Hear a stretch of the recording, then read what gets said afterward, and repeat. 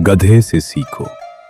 एक दिन एक किसान का गधा कुएं में गिर गया।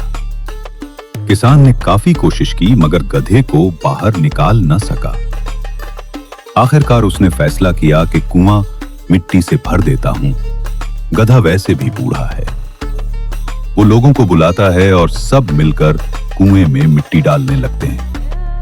हर बार जब मिट्टी गधे पर पड़ती वो उसे झाड़कर एक तरफ कर देता और उस पर खड़ा हो जाता। जल्द ही सब हैरान रह गए। गधा हर वार की मिट्टी को अपने लिए सीढ़ी बनाता जा रहा था। आखिरकार वो कुएं से बाहर निकल आया। सब दंग रह गए।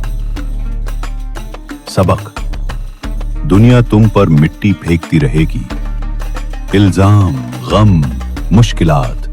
अगर तुम हर चोट को अपने कदमों का जीना बना लो तो तुम किसी कुएं में नहीं रहोगे, बाहर निकल आओगे।